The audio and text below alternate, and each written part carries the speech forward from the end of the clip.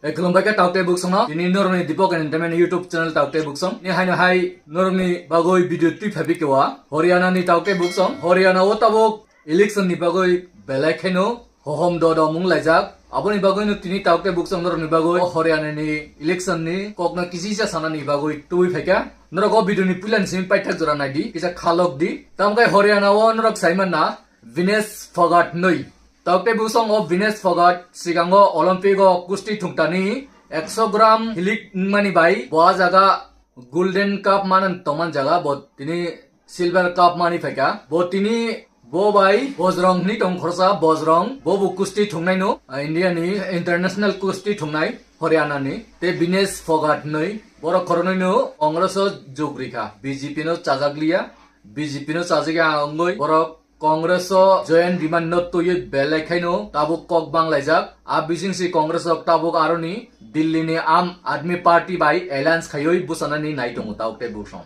hake o video no no ang full je aroni sinai nungai borok Professor Songrok bai kok salemani o video no ang full paithako phununai taukte busong BJP ni ya thek to baija tabuk khora himi maya makhagui phanu himi mangalak obo he obosta angui tongo abono no sanani tini norn bagui baiddo mangkha ang video sramnani musinga phanu tini okogrno saya tongmalia tamkai sini Tripura baksa abo hairok saimena haipana ang sanani bagui ma phaika Tripura wo assembly rogo je kok banglai tongman norok nukana sini tribal wibar ni minister Vikas Deborma rangchamani rok Sudibrai Bormon chong romiti saka kubangma obo hai rangchalemani tui kok banglai tonglaika sini borro khai obo haimang si taukte buksong age yang BJP le baina nai tongkha BJP bainu thangnai obo bisis jora tai nanglia o 2025 ni sikang nu baita thok obo hai kok je kok tongma khnaman bising tui kubangma election nungnani busango hai tongo a election rogo kaisa state of phano borok Bidhan Sabha ni seat no marok yakhai sarkar baina ni kok obo hai kok toma taukte buksong norok nai nai di borok Congress join khaipuru busuk tong rojak baikha Bajrang bai Vinesh Phogat o Vinesh Phogat ni kok no tui belai khaino chorcha tabuk sara media rogo viral lunglai tonglaikha o kok no tui no nikisa norok no bu sanai tai phunnan hinino ang phayu tamkai Hindi bai norok bu Hindi ro kisa bujna ni chaituk je kok tok suo salemani o kok ro no kisa norok no phungnai sung sikang obo nai nai lagano taukte buksong norok che kari khalogui nainan खाइबी Ravinder जी, हरियाणा को आप बहुत closely watch कर रहे हैं। आज विनेश फोगाट का और बजरंग पूनिया का कांग्रेस में शामिल होना और उधर बीजेपी में जैसे बगावत का माहौल है, इस्तीफे पर इस्तीफे हो रहे हैं, खेमेबाजी है, तलवारबाजी चल रही है। अमित शाह सिचुएशन संभाल नहीं पा रहे हैं। बार बार अमित शाह हरियाणा जाने की कोशिश कर रहे हैं, सिचुएशन नहीं संभल रही। तो एक खेमे में आग है और एक खेमे में जोश है। आपको क्या लग रहा है, ये जो मुकाबला है, ये जो दंगल है हरियाणा का, ऐसा तो नहीं है कि मोदी शाह चित हो जाएंगे इस बार? बिल्कुल ठीक बात है सर। और जो बीजेपी के हालात हैं वो अप्रत्याशित हैं। पिछले 10 बरस में हम लोग सब पत्रकारिता में हैं, हमने इस तरह के हालात देखे नहीं है और पहली बार ऐसा हो रहा है जब बीजेपी ने टिकटों का बंटवारा किया हो और इतना ज्यादा लेवल पर बगावत हुई। अखबारों में सुर्खियां हैं कि 29 जो विधानसभाएं हैं वहां पर बगावती तेवर लोगों ने इख्तियार किए हैं, लेकिन ये स्थिति केवल 29 में नहीं है। समझिए कि लगभग 50 विधानसभा सीटें ऐसी हैं जहां पर 50 विधानसभा में लोग वहां पर बिल्कुल 50 विधानसभा सीटें ऐसी हो सकती हैं जो आज बंटवारा किया गया है वहां पर। ये 67 में से बता रहा हूं सर मैं, अभी 23 सीटें बाकी हैं। तो ये स्थिति तब हो गई है हरियाणा में, क्योंकि बीजेपी ने जिस तरीके से यहाँ पर राज किया है, जिस तरीके से काम किया है, और उसके बाद जो बाहरी लोगों को लेके आ गए, जो पार्टी मिली, जिस पार्टी से जहां से जो मिला उसको लेके आ गए। एक दिन पहले आया उसको टिकट दे दिया, एक महीने पहले आया उसको टिकट दे दिया। जो बीजेपी के बरसों बरस से यहाँ पर, देखिए बीजेपी के लिए माकूल परिस्थितियां कभी रही नहीं हरियाणा में। 10 साल से सरकार जरूर है, लेकिन जो लोग यहाँ पर विषम परिस्थितियों में भी बीजेपी के लिए काम करते रहे, उन कार्यकर्ताओं को लगातार इग्नोर किया गया। सर ऐसा है, बता भी दीजिए ना। आप कह रहे हैं कि साहब 4 जून के बाद हरियाणा नहीं गए, वहां पर चुनाव चरम पर है, बड़ा डिसाइसिव चुनाव है और मोदी जी नहीं जा रहे। मोदी जी के पास ब्रुनेई जाने की फुर्सत है, सिंगापुर जाने की फुर्सत है, लेकिन बगल में दिल्ली से सटे हरियाणा में क्यों नहीं जा रहे? एक लाइन में तो जवाब दे दीजिए, कारण क्या है? कारण है डिमोरलाइज हो गए हैं सर। बीजेपी प्रधानमंत्री जो है वो ही हैज बीन कंप्लीटली एक्सपोज्ड। और जिस तरह से 240 सीटें आई हैं, कम सीट जो आई हैं बीजेपी की, प्रधानमंत्री अभी तक उसको डाइजेस्ट नहीं कर पा रहे हैं। तो अब वही परिस्थितियां हैं। हरियाणा में भी प्रधानमंत्री एक बार भी नहीं आए, यहाँ पर राजनाथ सिंह एक बार भी नहीं आए, नितिन गडकरी ने एक भी दौरा नहीं किया, और अमित शाह 2 बार जरूर आए हैं, लेकिन जब तीसरी बार आना था तो उन्होंने वहां आने से मना कर दिया और अपनी रैली जो थी उसको कैंसिल करवा दिया। तो इस तरह के हालात फिलहाल जी समझ गया। आप कह रहे हैं कि हरियाणा, आपकी बात एकदम सही है। आप कह रहे हैं कि हरियाणा जहां पर इतना निर्णायक चुनाव है, दिल्ली से सटा हुआ है, पहले मोदी जी 2 महीने पहले, चुनाव से पहले मोदी जी कैंपेन शुरू कर देते थे, लेकिन अब तो चुनाव अनाउंस हो चुका है, वोटिंग होने के लिए मुश्किल से 3 हफ्ते बचे होंगे, और मोदी जी ने अभी तक हरियाणा का रुख नहीं किया है। राजनाथ सिंह नहीं गए, गडकरी नहीं गए, अमित शाह जा रहे थे पिछली बार जींद में रैली करने, लेकिन उनको रैली कैंसिल करनी पड़ गई। लेकिन आऊंगा मैं इस सवाल पर आऊंगा, लखेड़ा साहब से पूछूंगा कि प्रधानमंत्री हरियाणा जाने से क्यों डर रहे हैं। लेकिन एक सवाल जरा मैं सिंधु साहब से पूछ लूं। सिंधु साहब, विनेश फोगाट और बजरंग पूनिया के आने के बाद हरियाणा का चुनावी अखाड़ा क्या कह रहा है? क्या बीजेपी का बैंड बजने जा रहा है, या अमित शाह और मोदी इस बाजी को भी पलट सकते हैं? यानी बजरंग पूनिया और विनेश के आने के बाद भी क्या बाजी पलटी जा सकती है, या बैंड बज गया? ये चारों खाने चित्त होंगे। हैं कौन? भारतीय जनता पार्टी। अब जो पहलवानों के दांव हैं, उस दांव में भारतीय जनता पार्टी के पास कोई काट बची नहीं है, और अब हरियाणा में कोई मास्टर स्ट्रोक, कोई चाणक्य नीति, कुछ भी नहीं चलने का। और भारतीय जनता पार्टी को हरियाणा में निश्चित तौर पे आप देखिएगा, अब के जो पहले कहते थे ना भारतीय जनता पार्टी की अब की बार 75 पार, तो अब की बार 75 ही पार हो सकती है। और शायद भारतीय जनता पार्टी को बड़ा अचंभा होगा कि ये 75 पार शायद उसने किसके लिए कहा था जी, ऐसा हो सकता है। और अब जो स्थितियां हैं, उन स्थितियों में विनेश फोगाट का और बजरंग पूनिया का चुनाव में उतरने के बाद लोगों का, कांग्रेस का जो मनोबल बढ़ेगा, और जो मनोबल भारतीय जनता पार्टी का जिस तरह से पहले टूटा हुआ है, अब बिल्कुल ही धाराशायी। जी लखेड़ा साहब, आखिर क्या वजह है हरियाणा में चुनाव चरम पर है? हरियाणा में चुनाव चरम पर है, और मोदी जी सिंगापुर जा रहे हैं, मोदी जी ब्रुनेई जा रहे हैं, मोदी जी हरियाणा आने की फुर्सत नहीं है। हरियाणा आना नहीं चाहते, हरियाणा से डर लग रहा है, डिमोरलाइज हैं, मोदी जी में कॉन्फिडेंस नहीं है। क्या वजह है कि मोदी जी इस बार हरियाणा अभी तक नहीं पहुंचे? वजह तो हरियाणा के बच्चे बच्चे को पता है। ये पता है कि मनोहर लाल खट्टर, जो मोदी जी के right hand man, Modi ji के एजेंट, मोदी जी के प्रतिनिधि के तौर पर पिछले 10 साल से हरियाणा की राजनीति कर रहे थे। वहां मुख्यमंत्री थोपे गए थे कि ये मोदी जी के खास हैं, और इनसे जो पंगा लेगा उसको उससे मोदी जी निपट लेंगे। तो ये जो माहौल था, ये जो डर का माहौल था, ये डर के माहौल से आज हरियाणा की भारतीय जनता पार्टी मुक्त हो गई है, पूरी तरह आजाद हो गई है। और इसलिए गली गली में शोर हो रहा है, गली गली में बगावत हो रही है, बगावत के झंडे बुलंद हैं। और पार्टी नाम की मुझे को कोई यमुनानगर से एक सज्जन आए थे, मुझे 10 दिन पहले मिले थे, वो कह रहे थे नाम ले रहा है कोई बीजेपी का, तो लोग मारने के लिए दौड़ रहे हैं। जिस राज्य में मोदी के नाम पर 10 साल पहले 2019 में वोट पड़ते थे, वहां मोदी जी नहीं जा रहे हैं। इसका मतलब मोदी जी सबसे ज्यादा चतुर हैं इन मामलों में, कि कहां श्रेय लिया जाता है। कोई डिमांड ही नहीं है, जैसे हमने कल बताया कि महाराष्ट्र में कोई डिमांड नहीं है, हरियाणा में उनको रिपोर्ट मिल गई, 3 रिपोर्ट मिल गई पिछले 3 महीने में, कि हरियाणा नेस्तनाबूद है, हरियाणा हाथ से चला गया है। एक औपचारिकता का इलेक्शन होने वाला है, उस इलेक्शन में आप पार्टिसिपेट कीजिए, नहीं कीजिए, कोई नहीं है। तो ये रिपोर्ट पहुंच गई है। इसलिए जो चाणक्य हैं और चाणक्य एक गुरु हैं, ये दोनों गायब है हरियाणा से। और किसी भी बड़ी योजना का हरियाणा में उद्घाटन नहीं किया गया है।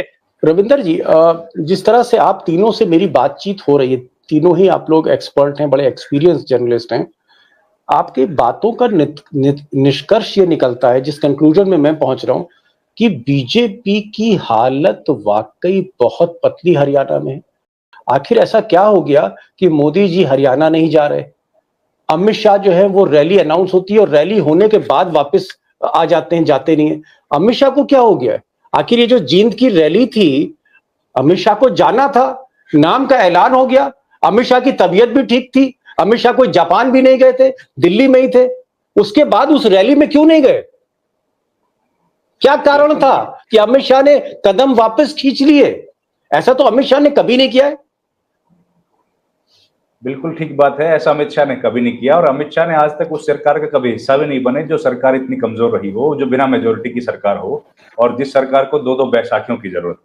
तो अब जो है सर, हरियाणा में अमित शाह 2 दफा आए, वो भी चुनाव की घोषणा से पहले, उसके बाद नहीं आए। रैली जो थी उसमें आए नहीं, और सबसे बड़ा कारण उसका यही माना जा रहा है कि रैली में, क्योंकि अमित शाह के जो मन मुताबिक चीजें होनी थी, कुछ लोगों को वहां पर ज्वाइनिंग करानी थी, अमित शाह चाहते थे कि उनको ज्वाइनिंग ना कराई जाए।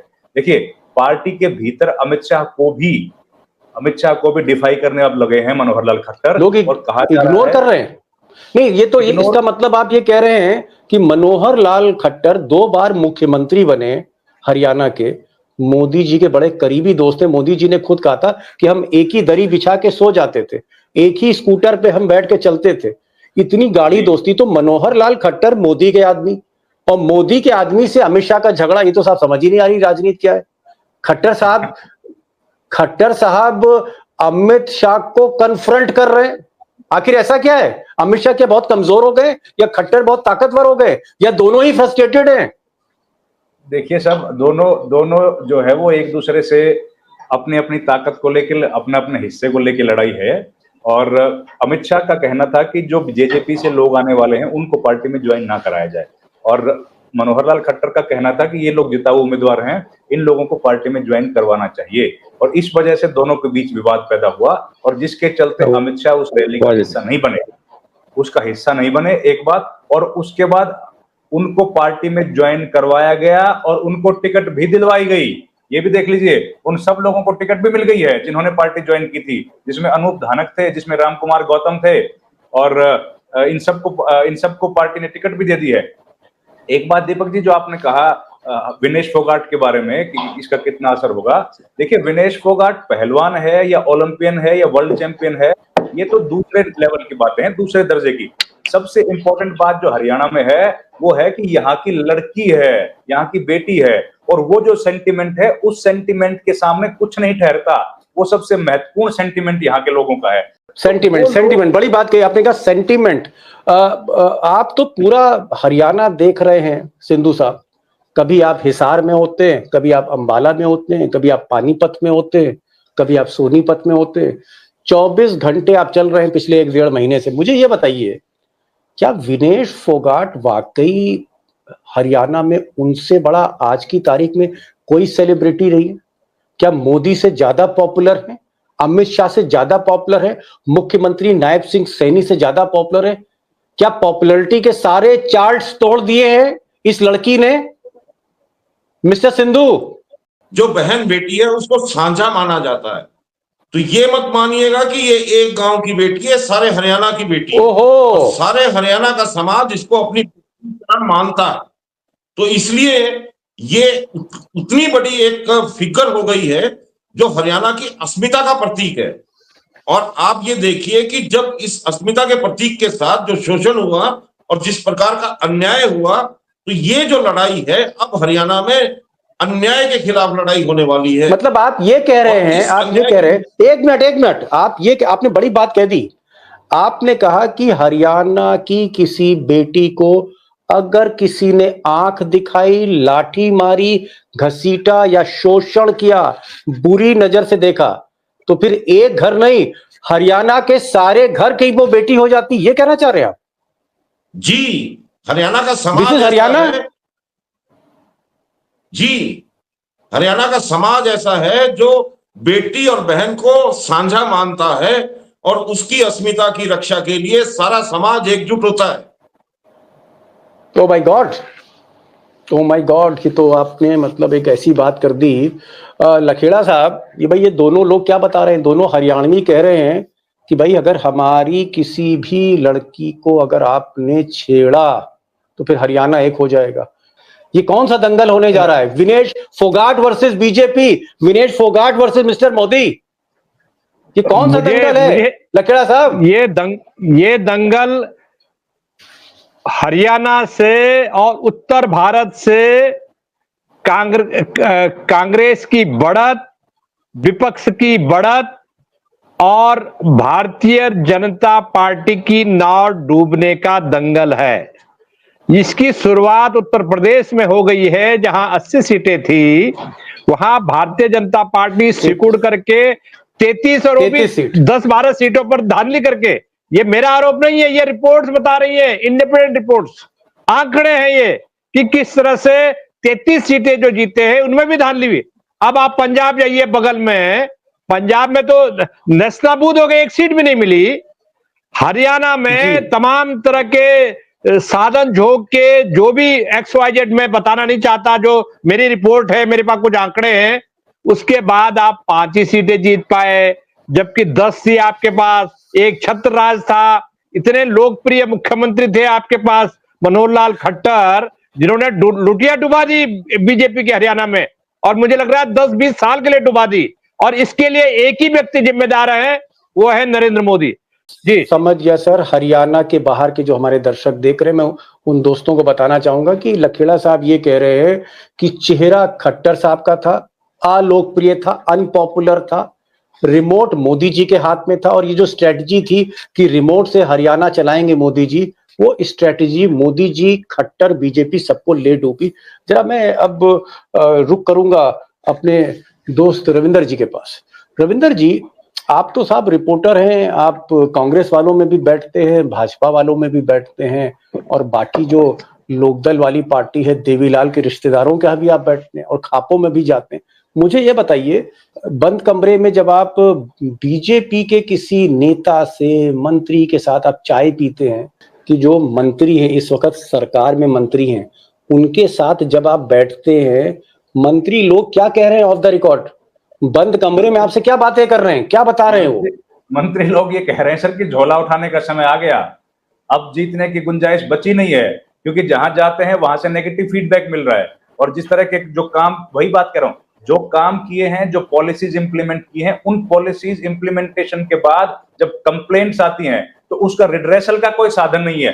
5 साल तक मंत्री जी से जब पूछते रहे कि सर क्या होगा, मंत्री कहता हमारी तो कोई सुनता नहीं भाई, हमारी तो कोई चलती नहीं है। और एमएलए के पास जाओ, वो कहता हमारी तो कोई सुनता नहीं। पूरा जो सेंटर पॉइंट था वो चीफ मिनिस्टर ऑफिस था या सीएम थे। अब चीफ मिनिस्टर के पास जाओ, सीएम मिलते नहीं है। पूरा सिस्टम जो था वो ब्यूरोक्रेसी ने कब से कैप्चर कर रखा था। अब जब उनको वोट मांगने के लिए जाना है तो उन लोगों को उसी जनता के बीच जाना पड़ेगा जिसको बोलते रहे कि भैया 5 साल से हमारे हाथ में कुछ नहीं है। अब जनता उनसे पूछेगी भाई तुम्हारे हाथ में कुछ नहीं है, हमारे हाथ में एक ठप्पा है, वो हम आपको देने वाले नहीं है, वो किसी और को लगा देंगे। ये सिचुएशन है बीजेपी के लीडर्स जो हैं सर, और इसीलिए ये सीटें बदली जा रही हैं ताकि कम से कम गांव में जाके वोट मांगने के लायक तो हो जाएं। नहीं तो हालात ऐसे हैं कि हमने लोकसभा चुनाव में जो देखा था, गांव में भी नहीं घुसने दिया जा रहा था कैंडिडेट्स को। बड़ी बड़ी जो मुख्य मनोहर लाल खट्टर, रणजीत सिंह चौटाला, ये लोग कितने 20-20 गाड़ियों के पुलिस के काफिले में जाते थे वोट मांगने के लिए। इस बार हालत इलेक्शंस की और भी ज्यादा बिल्कुल माइक्रो हो गया है, छोटा इलेक्शन हो गया है। ऐसी स्थिति में किस तरीके से बीजेपी के उम्मीदवार वोट मांगने के लिए जाएंगे और लोगों के सवालों के जवाब देंगे? अब मैं आ रहा हूं सीधे अब सिंधु जी के पास। सिंधु साहब, लास्ट क्वेश्चन है, समय भाग रहा है, एक छोटी सी टिप्पणी उसके बाद लखेड़ा साहब से लूंगा। आप तो ज्योतिष की तरह बताते हैं, मैं पहला पत्रकार देखता हूं, आप कहते हैं साहब इतनी सीट आएगी, इतनी सीट आएगी, और सीटें आपकी सच हो जाती है। आपने कहा 240 सीटें आएंगी बीजेपी की। मुझे लगा पता नहीं ज्योतिष की आत्मा आप में आ गई है, उतना ही। आपने कहा साहब 10 में 5 सीटें गई हरियाणा में, बीजेपी की 5 सीटें चली गई। ये बताइए अब की क्या होने वाला है पत्रकार महोदय, अब की क्या होने जा रहा है? कितनी सीटें मिल रही हैं बीजेपी को? 30-35 सीटें मिल रही हैं मोदी जी को 90 में। दीपक जी, अब जो अब की जो स्थिति है विनेश फोगाट के आने के बाद और जिस तरह का यह माहौल बनता दिख रहा है और जहां इनके पास जवाब नहीं होंगे, तो मुझे यह लगता है कि अगर बीजेपी दहाई के आंकड़े में भी आ जाए तो भी गनीमत है। मतलब 10 सीट नहीं मिलेगी आप कह रहे हैं? मुझे ऐसा लगता है। चलिए साहब, ये तो बड़ी बात कह दी, पता नहीं मोदी शाह देख लेंगे तो गश ना आ जाए उनकी आपकी बात सुन के। Last question mister Lakhera, last question, और माय लास्ट क्वेश्चन इज कि अगर हरियाणा हाथ से निकलता है, क्योंकि मैं भरोसा कर रहा हूं रविंदर जी पे, मैं भरोसा कर रहा हूं सिंधु जी पे, मैं भरोसा कर रहा हूं आप पर, और आपका जो फीडबैक है और जो चीज निकलता नहीं है, निकल चुका है। चलिए मैं उसको निकल चुका है हाथ से। मैं निकल चुका तो नहीं बोल पाऊंगा, लेकिन अगर लखेड़ा साहब निकल रहा है, अगर हरियाणा हाथ से जा रहा है, तो ये क्या मैसेज क्या है उत्तर भारत में बीजेपी को, क्या मैसेज देगा अगर हरियाणा हाथ से निकल जाता है? देखिए, मैं साउथ में भी, मैंने केरला में रिपोर्टिंग की, तमिलनाडु में, कर्नाटका में, इन राज्यों में मैंने रिपोर्टिंग की, और ऐसे दौर में रिपोर्टिंग की जब भारतीय जनता पार्टी को उत्तर भारत के, वो नॉर्थ इंडियन की पार्टी कहा जाता था, काउ बेल्ट जिसको कहते हैं। आज हालत यह है कि जहां काउ बेल्ट में उसका जन्म हुआ, पश्चिमी उत्तर प्रदेश में, देखिए जाट पॉलिटिक्स का बहुत बड़ा रोल है हरियाणा में, पश्चिमी उत्तर प्रदेश में, पंजाब में, राजस्थान में। और ये जो जाट है, ये 99% किसान है, इन्हीं के लड़के फौज में है, इन्हीं के लड़के सेना में हैं, पैरामिलिट्री में हैं। और आज हालत यह है कि बेरोजगारी, एक एक घर में हरियाणा में 5-5, 6-6 बेरोजगार पड़े हुए हैं, और पूरे देश में तो आर्थिक मुद्दे और महंगाई, भ्रष्टाचार, यूथ में इतना गुस्सा है हरियाणा में। मैं कई यूथ से मैंने बात की, कह रहा साहब इस बार तो जीतने नहीं देंगे, कह रहे थे कि एक सीट नहीं जीतने देंगे। मैंने कहा यार ऐसा कैसे हो सकता है, कह रहा आप इलेक्शन का इंतजार कीजिए। तो इस तरह का जो गुस्सा है, ऐसा लगता है कि 10 साल में इन्होंने भ्रष्टाचार और दूसरे जो महिलाओं को न्याय दिलाने वाले मुद्दे, विनेश के साथ जो हुआ, और विनेश के साथ इतना ही नहीं हुआ, जो सबसे बड़ा उत्तर भारत में किसानों में, नौजवानों में जो अंडर करंट है कि विनेश के साथ ओलंपिक में क्या हुआ,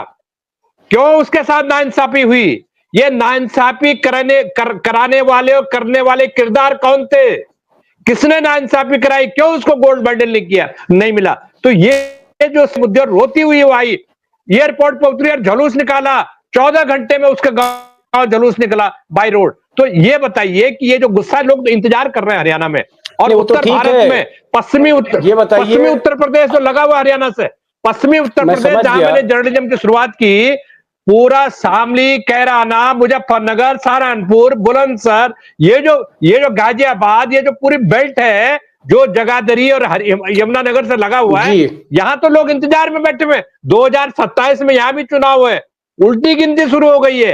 हिमाचल, हरियाणा, जम्मू कश्मीर में चुनाव है, हिमाचल जा चुका है आपके हाथ से, वहां कांग्रेस की गवर्नमेंट है। तो ये जो मिलकर के राजस्थान में क्या हुआ, आपकी दुर्गति, क्या हालत है राजस्थान में। आप कह रहे हैं कि अगर 8 अक्टूबर के नतीजे मोदी जी के पक्ष में नहीं आते हैं, तो ये जो हरियाणा से लहर, उत्तर भारत की जो लहर उठी है, पश्चिमी उत्तर प्रदेश में इंपैक्ट होगा, उत्तर प्रदेश में इंपैक्ट होगा, इसका दिल्ली में इंपैक्ट होगा जहां चुनाव अगले साल है, और उसके बाद यूपी में चुनाव है, उत्तराखंड में चुनाव है।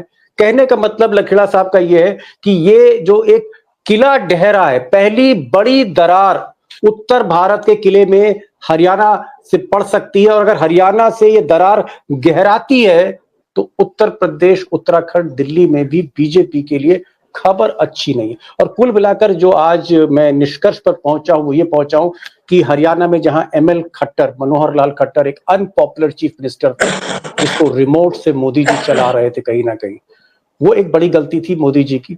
उसके बाद एंटी इनकम्बेंसी, फिर भ्रष्टाचार, फिर किसानों को नाराज करना, जाट को नाराज करना, दलितों को नाराज करना, और अल्टीमेटली जो आखिरी कील आप कह सकते हैं हार के ताबूत पे, वो विनेश फोगाट के साथ जो कुछ हुआ, एक माफिया के साथ बीजेपी चली गई और एक बिटिया को हाइके खुनाबाय ताउके बुकसं वो वीडियो बेलाय कलक ताउके बरक कक सालेमान नरक साइमान हरियाणा वो कुनु मोदी सरकार बुफाया राजनाथ सिंह बुथांगिया के बुथांगिया आरो थांगoi kaham हामे के कक सानाय करै बनि बागै बेलायखै जलिजा कारनि पब्लिक रक अबन बागै जतन कांग्रेस जयनुम दंगै ताबु अंकै ताबो विनेश फोगाट मानि बजे जयनुम मानि Congress borong jiti sinai borong aroni seat tlang nai Haryana o 90ta seat tongo assembly seat abo borong tlang sinai age tabok taukai buksong o video belai kolok thaka norok na kardi tamkai obo bini video thangu nei manu Deepak Sharma hinoi ani mungtuino tei ang bisikok salia taukai buksong haino video lokha norok jottono kaham tongdi susto tongdi tinini bagoi asungno khulumbai kha।